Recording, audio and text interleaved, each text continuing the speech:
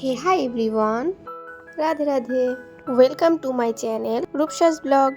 আমি তো একেবারে রেডি শেডি হয়ে নিয়েছি, কিন্তু কোথায় যাচ্ছি? তো চলো প্রথম থেকে ভিডিওটা শুরু করা যাক। তো আগের দিন ছিল আমার একটা ফ্রেন্ডের বার্থডে, তাই ওর জন্য একটা হ্যান্ডমেড কার্ড বানালাম। কার্ডটা কেমন হয়েছে অবশ্যই কমেন্ট করে জানিও। আমি তো বেরিয়ে পড়লাম বার্থডে গার্লের সাথে দেখা করার জন্য।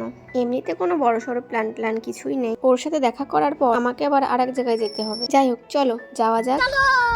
আমাদের দেখা করার কথা ছিল স্টেশনে, কিন্তু সে কই? আমি তাকে খুঁজেই পাচ্ছি না। ওই তো খুঁজে পেয়েছি। আমার জন্য নাকি 1 ঘন্টা ধরে অপেক্ষা করে আছে। সরি ভাই, তোর বার্থডে আর তোকে একটু অপেক্ষা করতে হলো। তুই আমার সাথে দেখা করতে এসেছিস নাকি তোর বরের সাথে, সেটাই তো বুঝতে পারছি না। যা সাজা সেজে এসেছিস, পুরো হোয়াইট কুইন হয়ে চলে এসেছিস।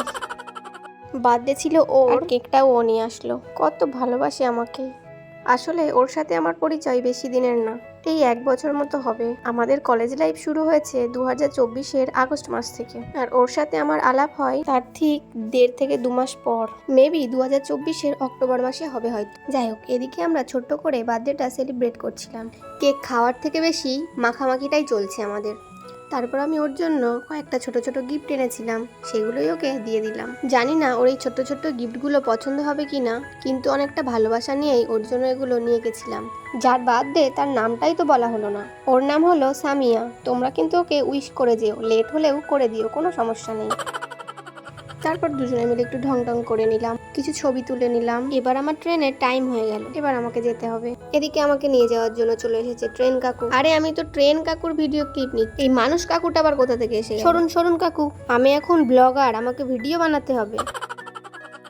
তারপর সামিয়াকে টাটা করে আমি চললাম। না না, আমি এখন বাড়ি ফিরবো না। আমি এখন যাব আমার এক দিদির বাড়ি। সেই ভিডিওটা আসছে পরের ব্লগে। তো নেক্সট ব্লগ দেখার জন্য তাড়াতাড়ি একটা সাবস্ক্রাইব করে দাও। ততক্ষণের জন্য টাটা, বাই বাই।